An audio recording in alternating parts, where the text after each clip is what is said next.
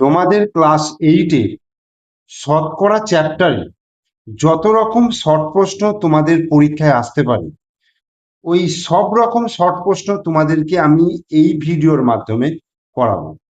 শুধু এই ভিডিও না, এটা পার্ট 1, শতকরার পার্ট 1। এটাতে না কমপ্লিট করে উঠতে পারলে আমি পার্ট 2 এ করে দেখাবো, ঠিক আছে? আমি ধরে রাখছি যে দুটো ভিডিও হবে যা শর্ট কোশ্চেন রয়েছে। তো মোটামুটি আমি এই ভিডিওতে 10 থেকে 12টা শর্ট কোশ্চেন তোমাদেরকে করাচ্ছি। দেখবে যে আমি যে শর্ট কোশ্চেন গুলো করাবো এখানে, তোমরা মোটামুটি যদি এগুলো প্র্যাকটিস করে যাও তাহলে কিন্তু পরীক্ষায় মানে মোটামুটি ধরে রাখো 90% চান্স তুমি যে শতকরা থেকে কোশ্চেন এলে এখান থেকে তুমি পেয়ে যাবে, ঠিক আছে? দেখো প্রথমেই যে একের যে অঙ্কটা দেখো, 80 টাকার 15%।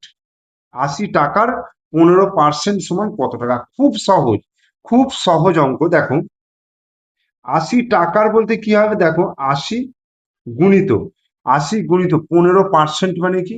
এই যে পার্সেন্টেজ চিহ্ন দেওয়াটার অর্থ হচ্ছে এটা হচ্ছে শতকরা, মানে 100-র মধ্যে 15।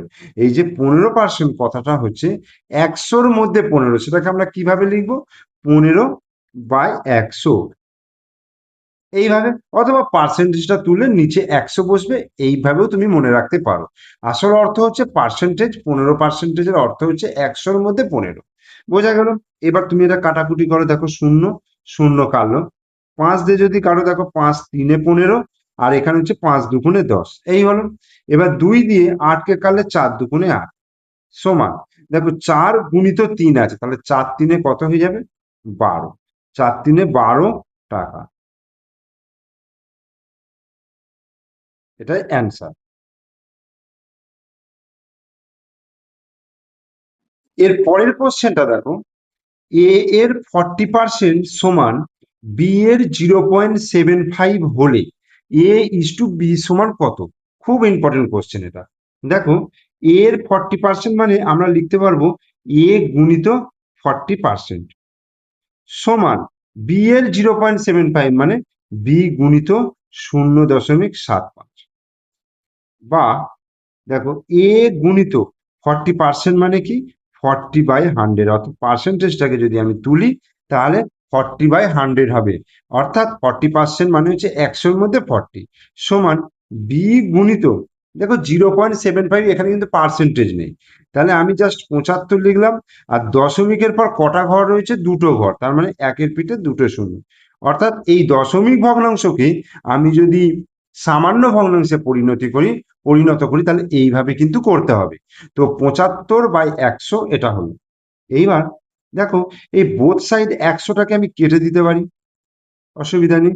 তাহলে 40 × A সমান 75 × B, এটা হলো। বা A/B, ঠিক আছে, A/B, তাহলে 75/40 কিভাবে হলো? দেখো বি এর সঙ্গে 75 গুণ আছে, দেখো আমি এটা যদি কোনাকুনি গুণ করি, দেখো B×75 হচ্ছে, আবার A×40, দেখো A×40। তাহলে এখান থেকে আমি যদি কাটাকুটি করি, দেখো 5×1=5, 5×5=25, মানে 5×15=75, আর এটা হচ্ছে 5×8=40, তার মানে 15/8 এটা হচ্ছে। অতএব A/B, A/B সমান হয়ে যাচ্ছে 15:8। তাহলে এটা আমার উত্তর হয়ে গেল এই অঙ্কটা। এর পরের শর্ট কোশ্চেনে চলে আসি। কি আছে দেখো, 215 টাকার 12% হবে এ 27.8 টাকা, তারপর এটা 25.8 টাকা, তারপর এটা 26.8 টাকা। তো দেখো 215 টাকার 12%, তাহলে এটাকে আমরা লিখতে পারবো, দেখো 215 টাকার মানে গুণ 12% মানে 12/100, এটা হলো। এবার আমি যদি 5 দিয়ে কাটাকুটি করি, দেখো 5×2 = 10, শূন্য, আর এটা হচ্ছে 5×4 = 20, 5×3 = 15। আবার 4 দিয়ে যদি কাটি, দেখো 4×5 = 20, আর এটা হচ্ছে 4×3 = 12, এই হলো। তাহলে 43কে আমি 3 দিয়ে গুণ করবো, 3×3 = 9, 3×4 = 12/5। এবার 129কে আমি 5 দিয়ে যদি ভাগ করি, দেখো 5×2 = 10 হচ্ছে, 2 নামলো, আর এখানে 9, ঠিক আছে, পাঁচ ছয় 30, 5 5 25, ঠিক আছে। 4 হলো দশমিক খাই, শূন্য খাওয়ালো, 5 8 40, তার মানে 25.8। তাহলে এটার আমার উত্তর হয়ে গেল 25.8 টাকা। আচ্ছা, এর পরের কোশ্চেন দেখো, 3/20 কে শতকরায় প্রকাশ করো। দেখো 3/20 এটা কিসে আছে বলো তো? সামান্য ভগ্নাংশে রয়েছে। 3/20 ভগ্নাংশে রয়েছে। এটাকে আমার শতকরায় প্রকাশ করতে হবে। তো শতকরায় প্রকাশ করতে গেলে যে কোনো সামান্য ভগ্নাংশে থাকুক বা দশমিক ভগ্নাংশের জাতিই থাকুক না কেন, আমায় কি করতে হবে? 100% দিয়ে গুণ করব। অর্থাৎ 3/20, 3/20 গুণিত 100%, ঠিক আছে। 3/20 গুণিত 100% সমান, দেখো এইখানে শূন্য শূন্য কেটে গেল, আর 2 দিয়ে কাটলে 5 দুগুণে 10। তাহলে 3 গুণিত 5 কত হচ্ছে? 3 5 15, 3 5 15, 15, আর এখানে পার্সেন্টেজ আছে মানে 15%, এটা অ্যান্সার হয়ে গেল। ঠিক আছে, তাহলে খুব সহজ জিনিস, কিন্তু 1 নম্বরের প্রশ্ন তোমাদের পড়তে পারে। তো এরকমই যদি আমি আরো দুটো মানে সামান্য ভগ্নাংশ দিই, তোমরা দেখি করতে পারো কিনা, তোমরা কমেন্ট বক্সে এটার উত্তর দিতে পারো কিনা দেখি। তো আমি এখানে 4 লিখেছি, তোমরা কমেন্ট বক্সে যখন উত্তরটা দেবে তখন 4, 4-এর দাগের 1-এর বলে দেবে। আমি একটা দিচ্ছি, ধরো 5/27, 5/27 এইটা দিলাম। এটাকে তোমরা পার্সেন্টেজ অর্থাৎ শতকরায় প্রকাশ করবে। আর একটা অঙ্ক আমি দিলাম, ধরো নিচে আমি 35 দিলাম, আর উপরে আমি দিলাম ধরো 6। ওকে, তাহলে 6/35 এটাকেও তোমরা পার্সেন্টেজে প্রকাশ করবে। এই দুটোর তোমরা পার্সেন্টেজ বার করে অবশ্যই তোমরা কমেন্ট বক্সে কিন্তু কমেন্ট করে জানাবে। ঠিক আছে, এবং সেখানে 4-এর 1 এবং 4-এর 2 বলে লিখবে। দেখো এখানে বলেছে 160-এর 40% সমান কত? 160-এর 40%, দেখো 160 এর মানে হচ্ছে গুণ দিলাম, 40% মানে 40/100 এই দিলাম। দেখো খুব সহজ কাটাকুটি করা, এখানে শূন্য এখানে শূন্য কেটে দিলাম, আর এই শূন্য এই শূন্য কাটলাম। তাহলে 16 আর 4 গুণ করলে কত হচ্ছে? 4 16 64। তাহলে এটা অ্যান্সার হয়ে গেল। তাহলে এখন যদি আমি তোমাদেরকে বলি যে 180 টাকার 180 টাকার 50% সমান কত? এটাও তোমরা করবে, করে কমেন্ট বক্সে উত্তরটা দিয়ে দেবে। দেখো এখানে কি আছে, 0.1-এর 1% সমান কত? তাহলে এটাকে কি করবে? দেখো 0.1 এর মানে হচ্ছে গুণ, 1% পার্সেন্টেজটাকে তুলে দিলে নিচে 100 হবে। ওকে, তাহলে 0.1 আর 1 গুণ করলে কত হচ্ছে? 0.1ই হবে বাই 100। এইবার এই 0.1কে যদি 100 দিয়ে ভাগ করি, 100 দিয়ে ভাগ করলে কি হবে? একের পিঠে দুটো শূন্য আছে মানে দশমিক বিন্দু বাঁ দিকে দুঘর সরে যাবে। অর্থাৎ 0.001, মানে এখানে ছিল, এখান থেকে 1 ঘর 2 ঘর, 100 দিয়ে ভাগ করা, এটা অ্যান্সার এলো। এই 7-এর দাগেরটা দেখো, বলছে এক পাত্র শরবতে সিরাপ আছে 22.25%। ওই শরবতে কত অংশ সিরাপ আছে?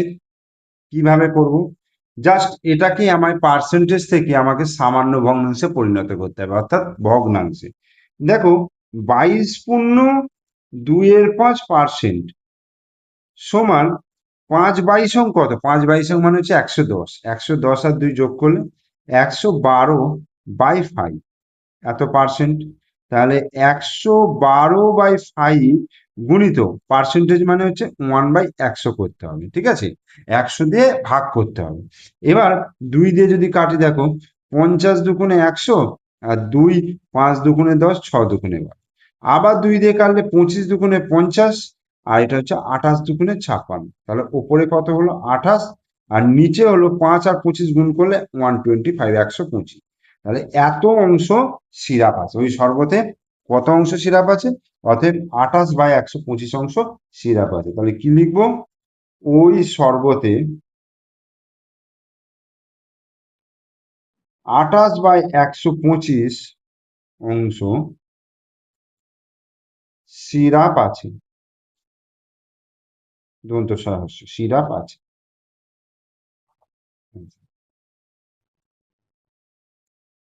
এরপরে পরের যে শর্ট কোশ্চেন সেটা দেখে নাও। কোন সংখ্যাকে 30% বাড়িয়ে আবার 30% কমালে প্রকৃত সংখ্যার কি পরিবর্তন হবে? মানে যে প্রথম যে সংখ্যাটা ধরে নেব সেই সংখ্যাটাকে বলছে 30% প্রথমে বাড়িয়ে নাও, আবার 30% কমিয়ে নাও, তাহলে এই যে প্রকৃত সংখ্যাটার কি পরিবর্তন হবে। তাহলে আমি ধরে নিচ্ছি, ধরি প্রকৃত সংখ্যাটি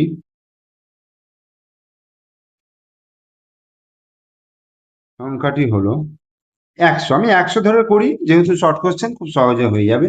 দেখো প্রথমে 30% বাড়াচ্ছে, 100 ধরলে 100-র মধ্যে 30% বাড়া, তার মানে প্রথমে 30% বেড়ে হয়, 30% বেড়ে হয়। তাহলে 100-র সঙ্গে কত যোগ হবে? 30 সমান 130 হলো। পরে 30% কমালে হয়, কমালে হয়। কি হবে? 130 সংখ্যাটা হয়েছে, সেখান থেকে কত কমবে? 130-এর 30%। এই তার মানে 130 মাইনাস 130 গুণিত 30 আর পার্সেন্টেজ তুলে দিলে নিচে 100, 0000 কাটলো। তাহলে 130 মাইনাস 3×3 = 39, অর্থাৎ 9 কয় দিয়ে 10, 1 দিতে 3 আর 1 4, তাহলে 9 দিকে 91। দেখো প্রথমে সংখ্যাটা কত ছিল? 100 ছিল, তাহলে এখন কত দাঁড়ালো? 91 দাঁড়ালো। তার মানে 100-র মধ্যে কত কমে গেল? তাহলে 100 মাইনাস 91 সমান 9% কমে গেল সংখ্যাটা। 9% সংখ্যাটা কমে গেল। কোন দ্রব্য বিক্রয় করে 15% ক্ষতি হলে ক্রয় মূল্য ও বিক্রয় মূল্যের অনুপাত কত হবে? কোন দ্রব্য যদি বিক্রয় করে 15% ক্ষতি হয়, তাহলে সেখানে ক্রয় মূল্য এবং বিক্রয় মূল্যের অনুপাত কত? তাহলে দেখো, ধরি ক্রয় মূল্য 100 টাকা, 15% ক্ষতিতে বিক্রয় মূল্য কত হবে? 15% ক্ষতিতে 15% ক্ষতিতে বিক্রয় মূল্য 100 টাকায় 15 টাকা কমছে, তার মানে 100 মাইনাস 15 সমান 85 টাকা। অতএব ক্রয় মূল্য ইস টু বিক্রয় মূল্য, ক্রয় মূল্য ইস টু বিক্রয় মূল্য সমান কত হচ্ছে? 100:85। এটাকে যদি 5 দিয়ে ভাগ করি, দেখো 5×20 ইস টু 5×17=85। তাহলে এই 20:17 হয়ে গেল ক্রয় মূল্য এবং বিক্রয় মূল্যের অনুপাত।